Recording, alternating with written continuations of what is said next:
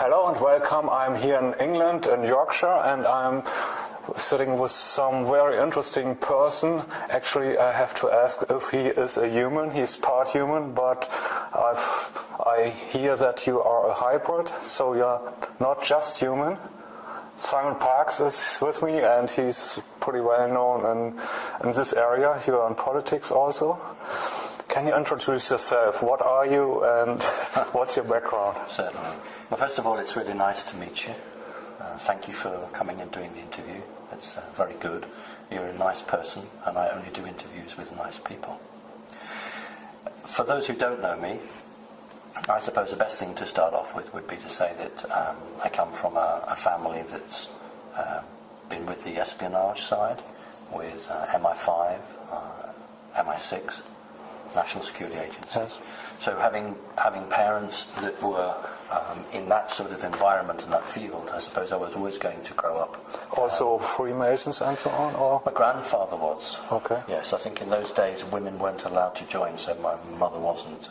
But my grandfather certainly was.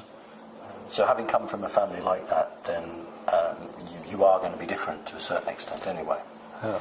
In terms of who I am, what I am, I think when we talk about hybrids, we tend to think of a very stylized head. So a person who has a head like a grey, yeah, with a great big bulging back. Yes. This tends to be it. But you're right, hybridization of human bodies is brought about because when a soul enters a body, particularly of a child in his mother's womb, you have to ensure that the energies around that body are matching the expected soul. Because if you don't do that, then the frequency of the soul will be different from the frequency of the body. And that does not work?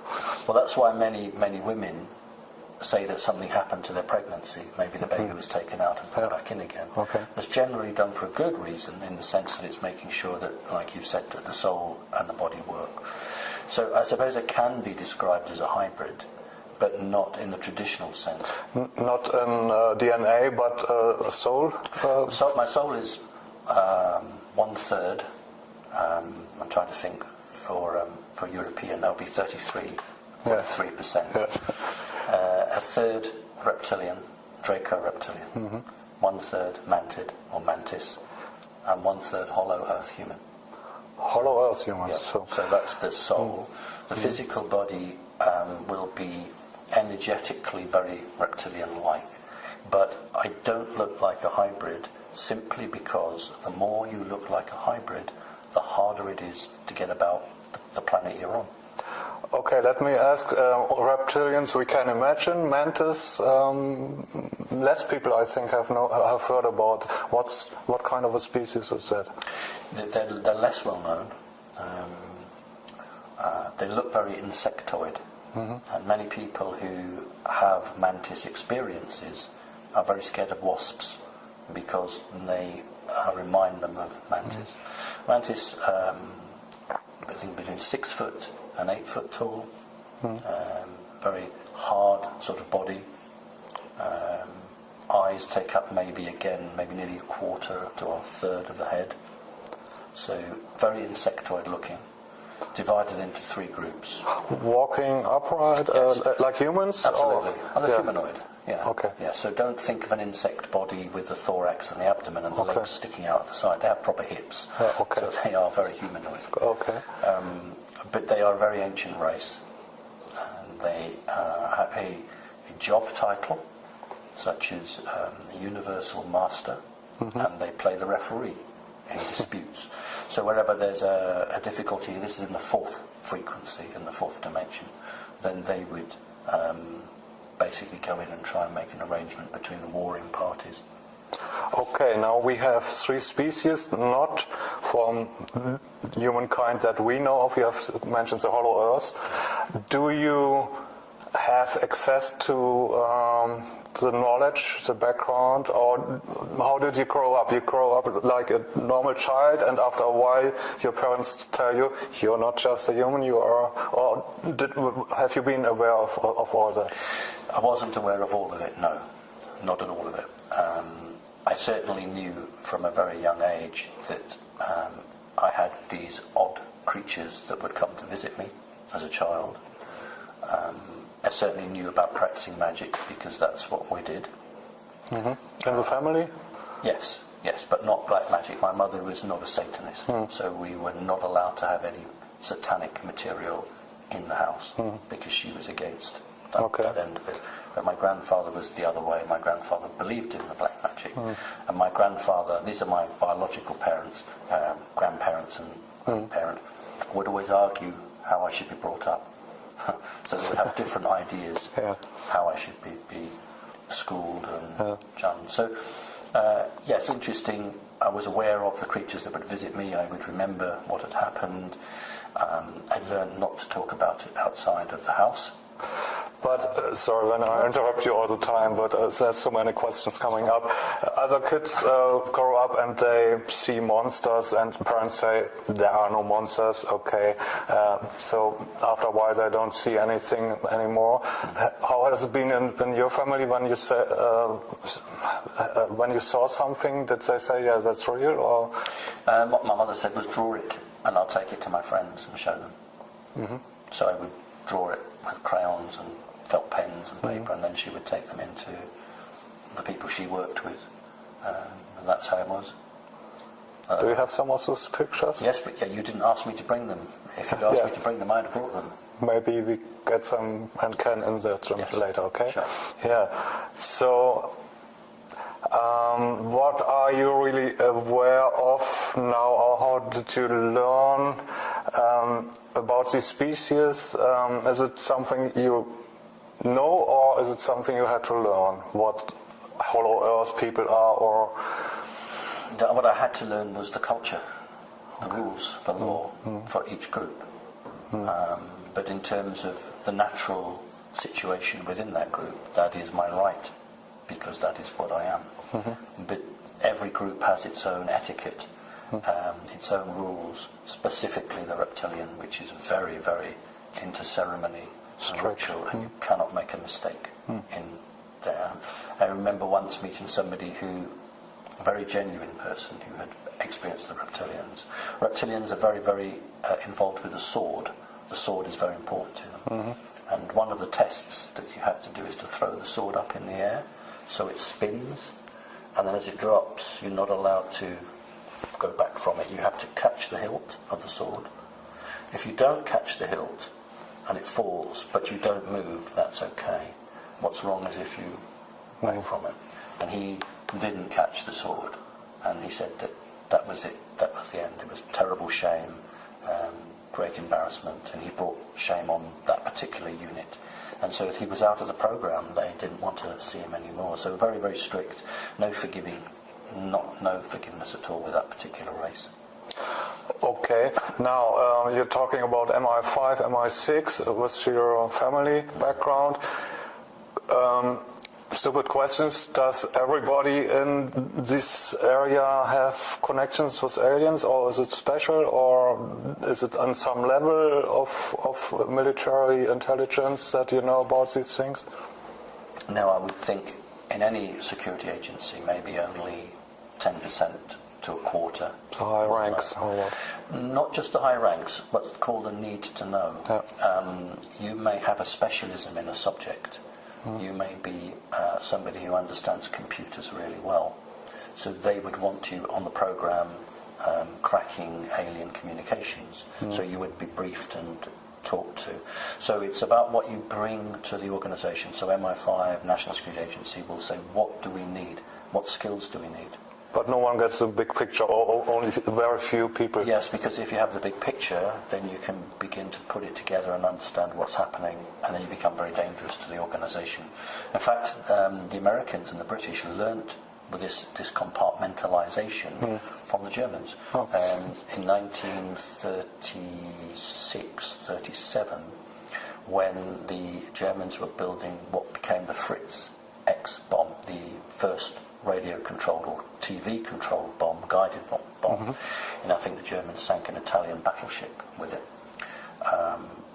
The 3 German companies working on it, and because they were 3 separate Gesellschaft, what they did was They compartmentalized all the teams, so no team from one company could talk to the team of the other company, and that set the model right through to this day. So that's where it comes from. So need to know is just the English, the good impression, the short word for it, but it was invented back then. Absolutely. And nobody knew that they were building a bomb, or the only people who knew they were building a bomb were the people at the end of the line who actually had the device on chains, because that's how they used to do it, and have it suspended from the ceiling. But the guys who were working on the TV camera, they wouldn't necessarily know. The people on the homing device wouldn't know. It's only when you looked at the casing of the device that was obvious that it was a device, a bomb. But they had all the technology in 1936, TV and homing. Did. Yes, they certainly did. So The Germans were the greatest inventors and absolutely ahead of their game. But then they'd had back-engineered equipment that they'd had from aliens. A crash in the Black Forest,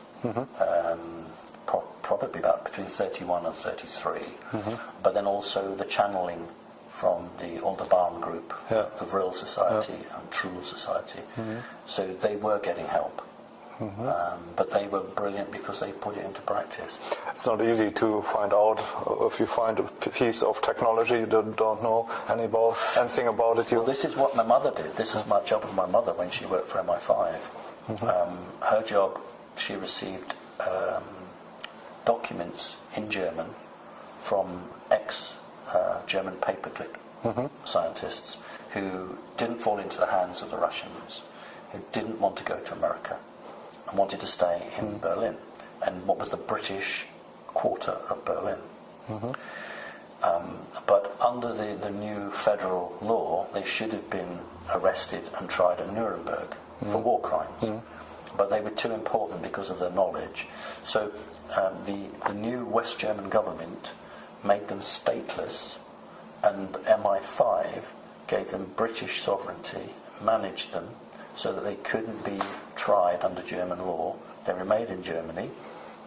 And when the major group of German scientists in America were overworked or couldn't handle a particular project, a piece of alien equipment would be sent to West Germany, to Berlin. The scientists would look at it, and the brief was always the same. What is this? What does it do? Can you make it do that? And they would then produce a document, never big, between 6-7 pages and 15 pages, blueprints, maps, all in German, which would arrive, and the agent would bring it to my mother with, in those days, it was called a dictaphone. Okay, and you used to put your foot on a pedal to make it take off. It's interesting. Mother only wanted German equipment, so the typewriter she had was an Adler and Grundig. Everything was German. You wouldn't have anything other than German equipment because it was the best. And the guy who would give her the tape was a linguist. So he would say one sentence in German, one sentence in English. She would type out into English this document. And then when the document was finished, a car would arrive for her. She'd have a pass code words with the driver, get in the car, and off she'd go with it. This is the funny bit. Monday to Friday I was a schoolboy. I went to school. Saturday and Sunday, mother worked at home. I didn't. And watching her? Well, she would stop for lunch. She would leave the document on the table and go and have a lunch, and I would read it. So for about 5 or 6 years, and we just read all the documents. And it was obviously deliberate, because when the agent, whose name was Paul Dunlop, that wasn't his real name, a real character, ex-RAF fighter pilot, had his own private aeroplane, had his own racing car, and his own other cars, and he took his name off a tyre. So he said, my name is going to be Paul Dunlop, exactly.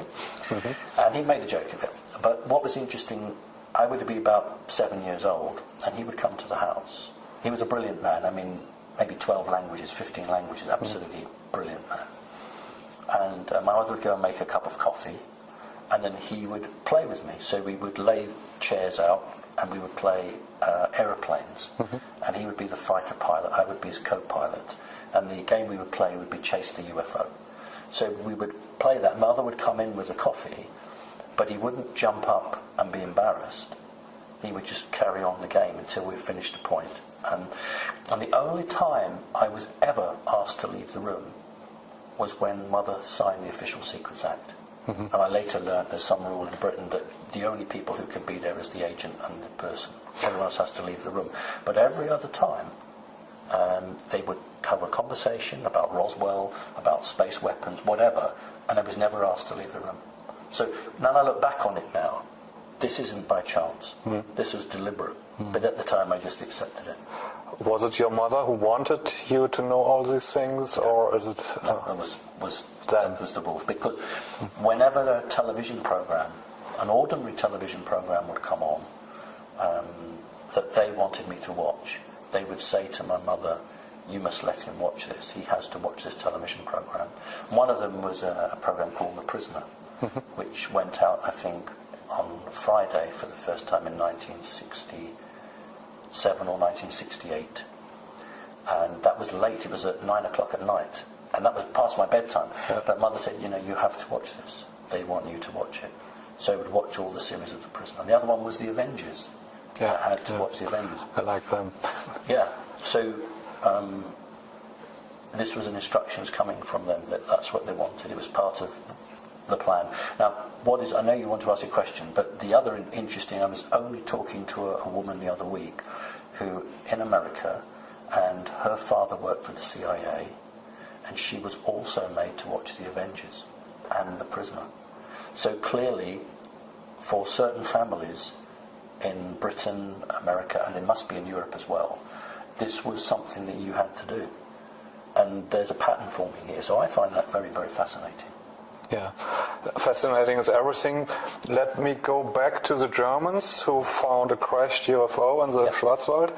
And what kind of species was that? Were there survivors, alien beings, or just... No, the whole object was to give technology. You see, it is illegal from a universal standpoint to give a lower race technology. You can't do that.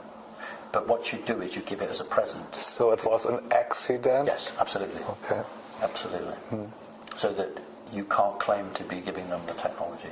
So it would be from a grey type race working on behalf of a reptilian group, possibly in a group from Orion. So that would have been the crash there. But when Hitler turned against the Bushes, the Bushes family, because of the oil, no longer wanted to get the oil from them and wanted to get the oil from Russia. That's when the assistance broke from them, and that's when America got its own UFO crash, so that the books were balanced. The difference was that the Germans, when they went to the power plant, they didn't understand the concept of a bomb, but the Germans understood the concept of flight. So when they looked at the nuclear power plant in the crashed UFO, they didn't decide to make a weapon with it. They said, how can we power the craft? When the Americans looked at the power plant of the crashed UFO they said, how can we make a bomb out of it? And the reason for that was that you had Einstein, because Einstein, being Jewish, had left Germany a year or 2 years before, and he was involved in those projects. So that's why the Americans had the bomb and the Germans didn't, because they both had crashed technology, but they came at it from different angles. But the Germans couldn't make anything out of it to win the war, or because they didn't develop weapons, or because what was the reason? You've answered your own question. They didn't have energy-based weapons at that time. If you have a true flying saucer, let's use the word, if you have a true flying saucer, you can't put a three-dimensional weapon onto it. Because it would destabilise it. And they tried. They put 30mm cannon. They tried everything on them. It just won't work. But that's why they were working on microwaves. It was actually the Scottish, a man from Scotland in Great Britain, who discovered microwaves just before the beginning of the Second World War. And it was offered to the Americans as a part of the presents America was being offered to bring them in to support Britain during the war. So microwaves were discovered by the British, but the Germans were already working on a different form of microwave, and I think had they had another 2 to 3 years, they would have been able to mount some form of sound weapon in that craft. So the crafts were there, they were available, but they had no means of making an offensive capability out of them. And this is the difference. You see, the ordinary established historians don't understand. When Adolf Hitler talked about secret weapons, ordinary historians think he was referring to the V1 and the V2. It wasn't. He was referring to these wonderful machines, but they couldn't weaponize them. A lot of questions coming up. You can use the technology for the good or the bad, and the aliens who accidentally dropped them, what were their intentions? To give them technology for good reasons or not so good reasons? I think there are several factions of the grey species. Yes. So, can you say something? Yes. There is a group, very high alien group, very negative to humans, called the Archons. And the Archons wish to basically turn humans into robots. One of the ways of doing that is to give a very new race, and the human race is a very young and new race, it's not really grown up at all, give it toys that it can't understand. So that was part of the parcel. The other parcel is that if I want to read your secrets, and you are in a hard copy paper world, I've either got to read your mind, or I've got to physically materialize in your building and open a filing cabinet and literally go through it. But if I teach you about digital technology, I can be a million miles away, and I can just lift all the information out of your computers, and you don't even know it. That's what we have today. That's what we have today. So whatever we are using is digital, the cameras. Well, that's why both Angela Merkel and President Putin, Angela Merkel has 12 typewriters, Erica typewriters, and Putin has 6. And they both have the most sensitive information is no longer done on computer. It is done on 1936 typewriters, so that they can't be read by the National Security Agency. And the reason they went for 1936 typewriters, there is a massive stock of ribbons. That is the reason they went for it. But what's ironic is that Germany and Russia fought a war in the Second World War, and they're both now using German typewriters. But that is because nothing is secret.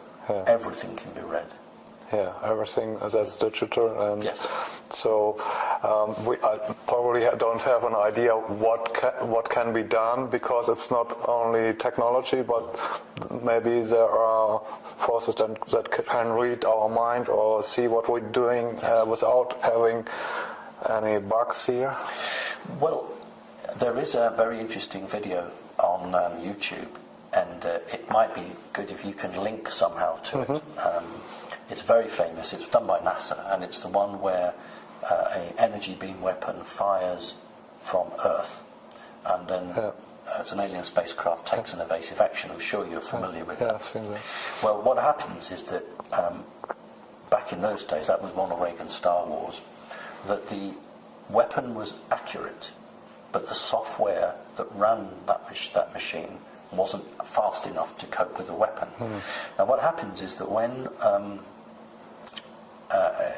in a control room somebody says fire, they read that, and they're already moving away before the weapon fires. So what these major space weapons now are all automated. There's no human brain to read. And that's why they're getting more success in hitting spacecraft now than they were 15 years ago. Because there's no human... If you're sitting in California or Atlanta, Georgia, and the weapon is 4,000 miles away, that alien piloting that craft isn't going to pick that up. Sure. So that's why they're getting them hit. So there are ways of reading people's minds, but there are ways of defending against that. But the technology is there as a danger of artificial intelligence becoming dangerous to us, like in Terminator, or there's a lot of sci-fi topics that they really go berserk or want to kill us? It's about controlling, it's not about killing. The whole object